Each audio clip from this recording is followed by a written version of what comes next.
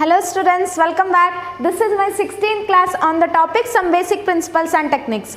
Last class we were discussing about partition chromatography. ಹೇಗೆ ಒಂದು ನಾವು ಸಪರೇಟಿಂಗ್ ಫನ್ನಲ್ನ ಯೂಸ್ ಮಾಡಿಕೊಂಡು ಹೇಗೆ ಸಪರೇಟ್ ಮಾಡ್ತೀವಿ ಡಿಫ್ರೆಂಟ್ ಕಾಂಪೌಂಡ್ಸ್ನ ಅಂತ ಸ್ಟಡಿ ಮಾಡಿದ್ವಿ ಅಲ್ವಾ. In today's and I have given introduction about this chromatography also. There are mainly two types of chromatography. One is partition chromatography and another one is adsorption chromatography. First, let us start with adsorption chromatography. Yes. What is this adsorption chromatography? What is the principle behind this adsorption chromatography?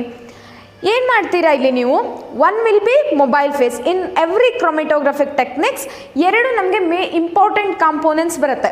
One is mobile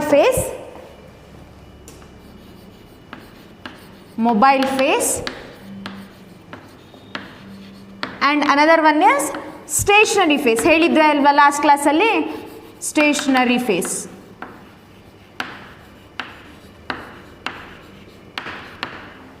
so depending on absorbing capacity, ನಮಗೆ ಇವಾಗ separate ಮಾಡಬೇಕಾಗಿರುವಂತಹ compound ಯಾವ mobile ಫೇಸಲ್ಲಿ ಜಾಸ್ತಿ absorb ಆಗುತ್ತೋ ಅಥವಾ stationery ಫೇಸಲ್ಲಿ ಜಾಸ್ತಿ ಅಬ್ಸಾರ್ಬ್ ಆಗುತ್ತೋ ಅದರ ಮೇಲೆ ಡಿಪೆಂಡ್ ಆಗಿ ಏನಾಗುತ್ತೆ, ಕಾಂಪೌಂಡ್ ಸಪರೇಷನ್ ಆಗುತ್ತೆ. Compound separation will take place based on adsorption capacity of the compound on different phases or the distribution. ಹೇಗೆ ಯಾವುದು ಜಾಸ್ತಿ ಎಫಿನಿಟಿ ಇದೆ, ಯಾವ ಫೇಸ್ ಜೊತೆ ನಾವು ಸಪರೇಟ್ ಮಾಡುವಂತಹ ಕಾಂಪೌಂಡ್ಸು ಯಾವುದು ಜಾಸ್ತಿ ಎಫಿನಿಟಿ ಇದೆ ಅದರ ಬೇಸಿಸ್ ಮೇಲೆ ಏನಾಗುತ್ತೆ, ಎರಡು ಚೇಂಜಸ್ ಆಗುತ್ತೆ. ಯಾವ್ಯಾವ ಸ್ಟೇಷನರಿ ಫೇಸ್ ಯೂಸ್ ಮಾಡ್ತೀವಿ ಅಂತ ಹೇಳಿದ್ದೆ, either it will B alumina or silica gel. Most common used stationary phases are alumina or silica gel. Okay, so in this adsorption chromatography there are again two types. First one is column chromatography.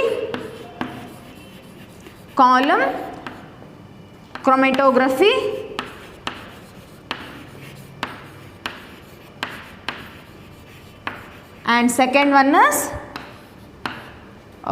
thin layer chromatography.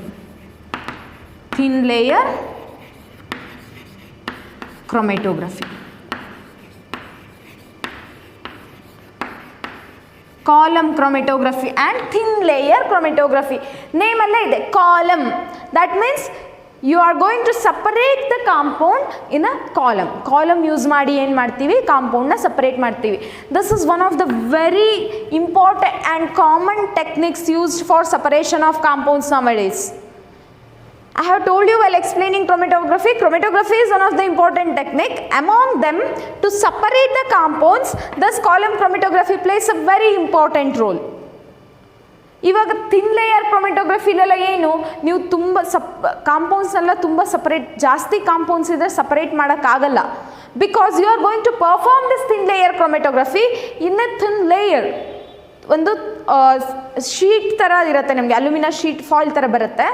It's not alumina foil, plated with alumina silica gel ಅದು ಬರುತ್ತೆ. ಅದರಲ್ಲಿ ಮಾಡ್ತೀರಾ, thin layer ಇರುತ್ತೆ. ಅದು ನಿಮಗೆ reaction complete ಆಗಿದೆಯಾ ಆ ಥರ ಚೆಕ್ ಮಾಡೋಕ್ಕೆ ಮಾತ್ರ ಯೂಶ್ವಲಿ ಥಿನ್ ಲೇಯರ್ ಕ್ರೊಮೆಟೋಗ್ರಫಿನ ಯೂಸ್ ಮಾಡ್ತೀವಿ. But using column chromatography we can separate the large amount of compound. If you have compound in 4, 5, 6 grams anything, you can separate using column chromatography. Okay, this is one of the very important versatile technique in organic chemistry for the separation and purification of organic compounds. Okay, now let us start with chromatography. So have you seen this type of apparatus in your laboratory? This is called column.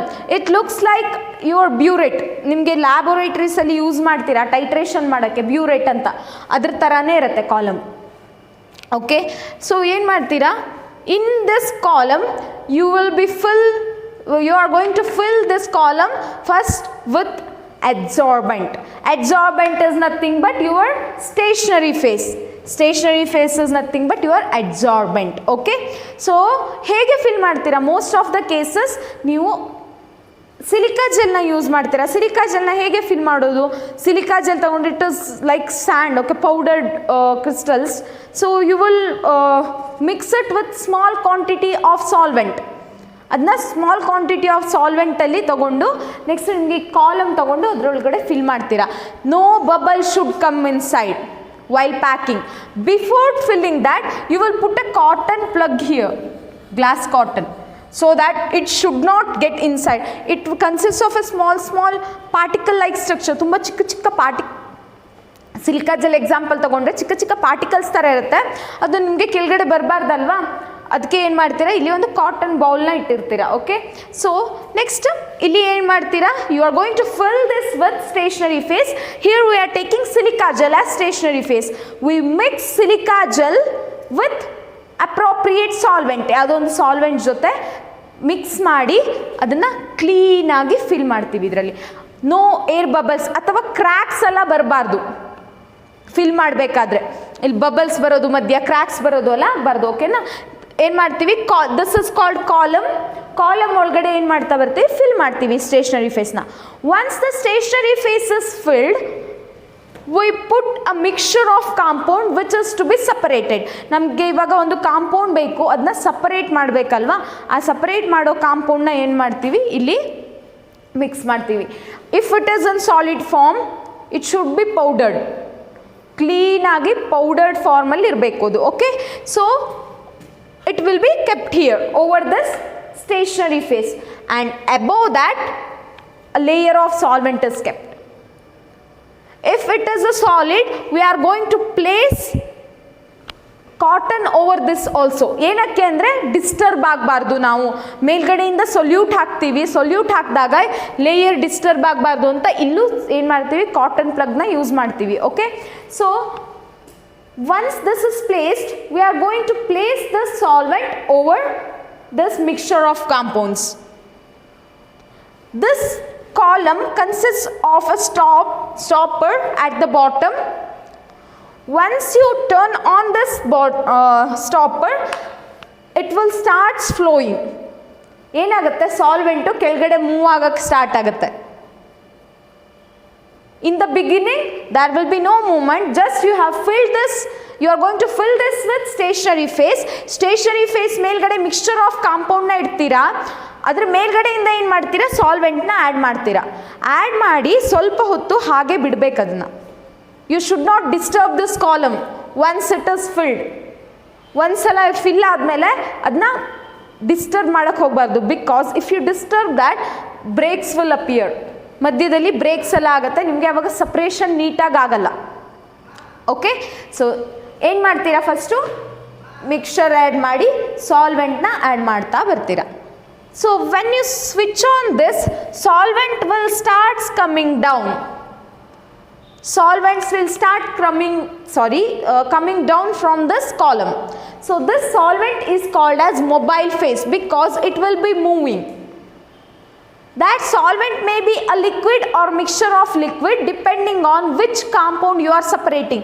ನಿಮ್ಮ compound separate ಮಾಡ್ತಾ ಇರೋದು ಯಾವುದು ಅನ್ನೋದ್ರ ಮೇಲೆ ಏನು ಮಾಡ್ತೀರಾ, ಸಾಲ್ವೆಂಟ್ನ choose ಮಾಡ್ಕೋತೀರಾ. ಅದು ಒಂದೇ ಸಾಲ್ವೆಂಟ್ ಕೂಡ ಆಗಿರಬಹುದು ಅಥವಾ ಮಿಕ್ಸ್ಚರ್ ಆಫ್ ಸಾಲ್ವೆಂಟ್ಸ್ ಕೂಡ ಆಗಿರಬಹುದು. ಓಕೆ, ಸೊ ಏನಾಗುತ್ತೆ, usually silica gel will be polar in nature. So when you starts eluting, ಅದನ್ನ ಏನಂತ ಕರಿತೀವಿ, ಮೊಬೈಲ್ ಫೇಸ್ನ ಎಲ್ಯೂಯೆಂಟ್ ಅಂತ ಕರಿತೀವಿ, eluent. So when eluent starts moving down, it will also take this compounds with it. ಯಾವ ಕಾಂಪೌಂಡ್ಗೆ mobile face ಜೊತೆ ಜಾಸ್ತಿ ಅಫಿನಿಟಿ ಇದೆಯೋ ಅದೇನು ಮಾಡುತ್ತೆ, ಬೇಗ ಕೆಳಗಡೆ ಬರುತ್ತೆ. ಯಾವ ಕಾಂಪೌಂಡ್, ಇಲ್ಲಿ ಏನಾಗಿದೆ, I have taken the mixture of compound A plus A and B and C. I have taken mixture of 3 compounds. ಯಾವ ಕಾಂಪೌಂಡ್ಗೆ ಮೊಬೈಲ್ ಫೇಸ್ ಕಂಡ್ರೆ ಜಾಸ್ತಿ ಇಷ್ಟನೋ ಅದೇನು ಮಾಡುತ್ತೆ, ಮೊಬೈಲ್ ಫೇಸ್ ಜೊತೆ ಬೇಗ ಕೆಳಗಡೆ ಬರುತ್ತೆ. ಯಾವುದಕ್ಕೆ ಮೊಬೈಲ್ ಫೇಸ್ ಕಂಡ್ರೆ ಇಷ್ಟ ಇಲ್ಲ, ಸ್ಟೇಷನರಿ ಫೇಸ್ ಕಂಡ್ರೆ ಇಷ್ಟನೋ, that means which is absorbed more on stationary face.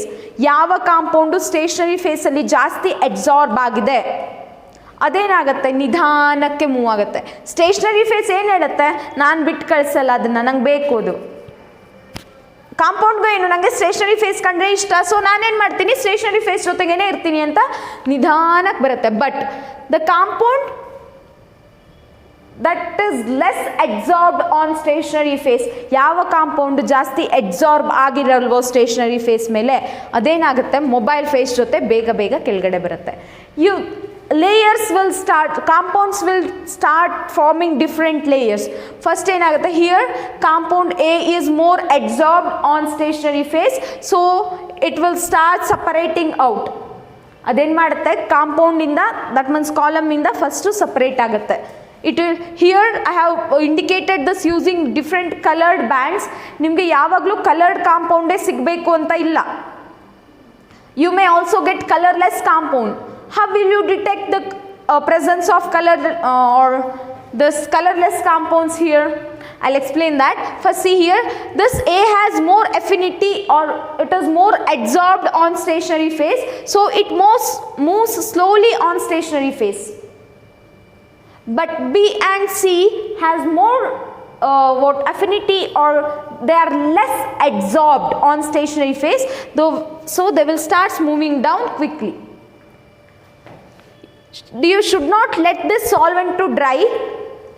ಏನು ಮಾಡ್ತೀರಾ, ಇಲ್ಲಿ ಕೆಳಗಡೆ ಬೀಕರ್ ಇಟ್ಟು ಕಲೆಕ್ಟ್ ಮಾಡ್ತಾ ಇರ್ತೀರಾ. ಟೆಸ್ಟ್ ಟ್ಯೂಬ್ಸ್, ಯೂಶ್ವಲಿ ದೊಡ್ಡ ಟೆಸ್ಟ್ ಟ್ಯೂಬ್ಸ್ ತೊಗೊಂಡು ಕಲೆಕ್ಟ್ ಮಾಡಿ ಇಡ್ತಾ ಬರ್ತೀರಾ. ಲಿಕ್ವಿಡ್ನ ರನ್ ಮಾಡೋದು ನಿಧಾನಕ್ಕೆ ಡ್ರಾಪ್ ವೈಸ್ ರನ್ ಮಾಡ್ತಾ ಬರಬೇಕು. ಕೆಳಗಡೆ ಕಲೆಕ್ಟ್ ಮಾಡೋದು, ಚೇಂಜ್ ಮಾಡೋದು, ಕಲೆಕ್ಟ್ ಮಾಡಿ ಬೇರೆ ಟೆಸ್ಟ್ ಟ್ಯೂಬಲ್ಲಿ ಇಡೋದು. ಆ ಥರ ಚೆಕ್ ಮಾಡ್ತಾ ಬರ್ತೀರಾ.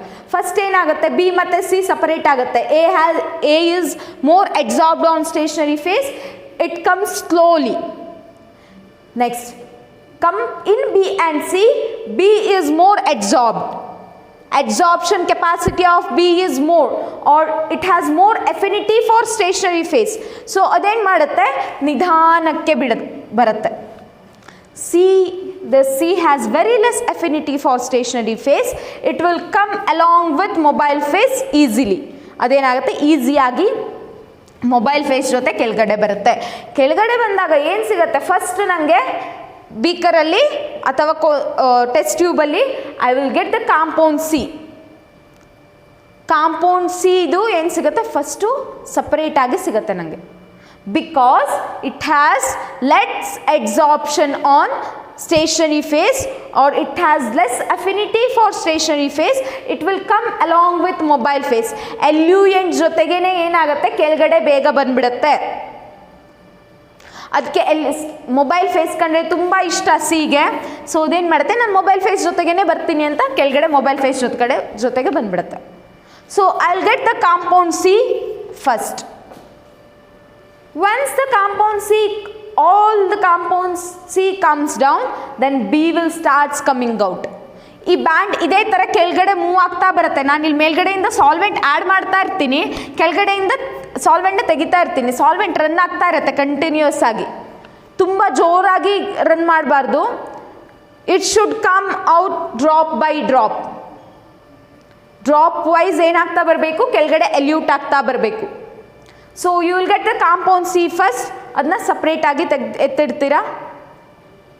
Keep another beaker or your test tube. Compound B will starts coming out. Keep it aside. Once it is over, then compound A will come out. Okay, this is how you will separate the compounds using column chromatography. So ಏನು ಮಾಡ್ತೀರಾ, ಇವಾಗ ನನಗೆ compound ಸಿಕ್ಕಿದೆ, compound ಜೊತೆಗೆ solvent ಕೂಡ ಇದೆ. This you can evaporate the solvent easily. ಏನು ಮಾಡ್ಬೋದು, ಈಸಿಯಾಗಿ ಸಾಲ್ವೆಂಟ್ನ ಇವಾಪರೇಟ್ ಮಾಡ್ಬೋದು. ಇವಾಪರೇಟ್ ಮಾಡಿದಾಗ ನಿಮಗೆ ಏನು ಸಿಗುತ್ತೆ, ನಿಮ್ಮ ಕಾಂಪೌಂಡ್ ಸಿಗುತ್ತೆ. ನೀವು ಸಿಂಥಸಿಸ್ ಮಾಡಿರುವಂಥ ಅಥವಾ ನಿಮಗೆ ಸಪರೇಟ್ ಮಾಡಬೇಕಾಗಿರುವಂತಹ ಕಾಂಪೌಂಡ್ ಅಥವಾ ಪ್ಯೂರಿಫೈ ಮಾಡಬೇಕಾಗಿರುವಂತಹ ಕಾಂಪೌಂಡ್ ಏನು ಸಿಗುತ್ತೆ. It will be in dry form or liquid form, that depends on which material you have to. This is about column chromatography. Column chromatography is a type of, remember this is very important, column chromatography is a type of adsorption chromatography which mainly consists of two phases, mobile phase and stationary phase. Stationary phase will be usually silica gel. Silica gel na usual agi stationary phase agi use ಮಾಡ್ತೀವಿ. First you are going to keep a cotton bowl here so that your stationary phase should not come down. It consists of small particles of silica. Okay, so then what will happen, I fill this column. ಇದನ್ನ ಏನಂತ ಕರಿತೀವಿ ನಾವು, column ಅಂತ ಹೇಳಿ ಕರಿತೀವಿ. Column ಒಳಗಡೆ ಏನು ಮಾಡ್ತೀವಿ, we are going to pour stationary phase which is dissolved in some solvent. ಏನಕ್ಕೆ ಸಾಲ್ವೆಂಟ್ ಜೊತೆಗೆ ಆ್ಯಡ್ ಮಾಡಬೇಕು ಅಂತಂದರೆ ಇದನ್ನ ಬೆಡ್ ಅಂತ ಹೇಳಿ ಕರಿತೀವಿ. This stationary phase portion is called bed. Breaks will appear in the bed. ಬೆಡ್ಡಲ್ಲಿ ಬ್ರೇಕ್ಸ್ ಅಪಿಯರ್ ಆಗೋಕ್ಕೆ ಸ್ಟಾರ್ಟ್ ಆಗುತ್ತೆ. So you should not allow this stationary phase to dry. ಅದನ್ನ ಡ್ರೈ ಆಗೋಕ್ಕೆ ಬಿಡಬಾರ್ದು. Along with solvent you will fill this column with stationary face. After that you are going to keep mixture of compounds over this stationary phase, and above that solvent is placed. When you start running down the solvent, that is mobile phase, as the mobile phase come down, the compound which is more adsorbed will move slowly. The compound which is more adsorbed on stationary phase will move slowly. Okay, the compound which is less adsorbed will come along with your mobile phase. Mobile phase ಜೊತೆಗೇನೆ ಏನಾಗುತ್ತೆ, ಕೆಳಗಡೆ ಬರೋಕ್ಕೆ start ಆಗುತ್ತೆ. So here A will be more adsorbed, so it will come late. B compared to B, A is more adsorbed. Compared to C, B and A are more adsorbed. So you will get the compound C first. Compound C ಗೆ ಏನು less affinity, it has less affinity for stationary phase. It will come quickly. You can collect the compound C first. After that you will get B and A. And remember this, at any cost of time the solvent you should not let the solvent to dry. It should not dry. So if it dries, you will not get a clear separation of different compounds. Separation ನೀಟಾಗಿ ಆಗಲ್ಲ dry ಆದರೆ. So this is about column chromatography. Next ಏನು ಮಾಡ್ತೀರಾ, ನಿಮಗೆ ಬೇರೆ ಬೇರೆ test ಟ್ಯೂಬ್ಸಲ್ಲಿ ಅಥವಾ ಬೀಕರಲ್ಲಿ compound ಸಿಕ್ಕಿರುತ್ತೆ. ಆ ಕಾಂಪೌಂಡ್ನ ತಗೊಂಡು ಅದರಲ್ಲಿ ಸಾಲ್ವೆಂಟ್ ಆ್ಯಡ್ ಮಾಡಿರ್ತೀವಿ ಅಲ್ವಾ, ಸಾಲ್ವೆಂಟ್ನ ಇವಾಪರೇಟ್ ಮಾಡ್ತೀರಾ. Once it is evaporated you will get pure compound. ನಿಮಗೆ ಏನು ಸಿಗುತ್ತೆ, ಪ್ಯೂರ್ ಕಾಂಪೌಂಡ್ ಸಿಗುತ್ತೆ. Once you evaporate the solvent, you will get pure compound. That may be in solid form or liquid form depending on which compound you have taken. If it is colored compound, you can see different bands. If it is not, ಅಲ್ಲಿ compound ಇಲ್ಲ ಅಂತಾದರೆ, I mean coloured compound ಇಲ್ಲ ಅಂತಾದರೆ ಏನು ಮಾಡ್ತೀರಾ, you have to check it for its purity, or you have to check whether the compound is coming or not. So on a plate, that is alumina plate, what will you do is you are going to drop this one. ಇಲ್ಲಿ collect ಆಗಿರುತ್ತಲ್ವ ಅದನ್ನ drop ಮಾಡ್ತೀರಾ. Drop ಮಾಡಿ UV light ಕೆಳಗಡೆ ಇರ್ತೀರಾ. If it has a compound it will glow, ಅದು colour ತೋರಿಸುತ್ತೆ. Compound ಇಲ್ಲ ಅಂತಂದರೆ ನಿಮ್ಗೆ ಯಾವುದೇ colour ತೋರಿಸಲ್ಲ. If it has the compound which you have collected has mixture of compound, ಅದನ್ನ TLC ಯೂಸ್ ಮಾಡಿ ರನ್ ಮಾಡ್ತೀರಾ. TLC ಥಿನ್ ಲೇಯರ್ ಕ್ರೋಮೆಟೋಗ್ರಫಿ ಹೇಳ್ತೀನಿ. ಅದನ್ನ ರನ್ ಮಾಡಿದಾಗ ಏನು ಸಿಗುತ್ತೆ, ನಿಮಗೆ ಕಾಂಪೌಂಡ್ ಪ್ಯೂರ್ ಆಗಿದೆಯಾ ಅಥವಾ ಇಂಪ್ಯೂರಿಟೀಸ್ ಪ್ರೆಸೆಂಟ್ ಇದೆಯಾ ಇಲ್ವೋ ಅನ್ನೋದು ಗೊತ್ತಾಗುತ್ತೆ. So this is about column chromatography, which is one of the very very important technique which is used to separate compounds in organic chemistry. Organic chemistry ನಲ್ಲಿ ಕಾಂಪೌಂಡ್ಸ್ನ ಸಪರೇಟ್ ಮಾಡೋಕ್ಕೆ ಅಥವಾ purify ಮಾಡೋಕ್ಕೆ ಯಾವ ಮೆಥಡ್ನ ಜಾಸ್ತಿ ಯೂಸ್ ಮಾಡ್ತೀವಿ, that is column chromatography. If you have a little quantity of your compound also you can get a pure compound ಸಿಗುತ್ತೆ ನಿಮಗೆ ಇಲ್ಲಿ. Okay, but care should be taken while doing this column chromatography. You have to flow down the solvent drop wise ಏನು ಮಾಡಬೇಕು, ಇದನ್ನ turn ಮಾಡಿ ಸ್ಟಾಪರ್ನ on ಮಾಡಿ dropwise ಬರೋ ಥರ ನೋಡ್ಕೋಬೇಕು. ನಿಧಾನಕ್ಕೆ ಎಲ್ಯೂಟ್ ಆಗ್ತಾ ಇದ್ದಾಗ ಏನಾಗುತ್ತೆ, different bands will get separated. Different bands different compound ಆಗಿ ಏನಾಗುತ್ತೆ, ಸಪರೇಟ್ ಆಗ್ತಾ ಬರುತ್ತೆ. Okay, I hope you understood this. If you have any doubt you can contact me by any time. Thank you.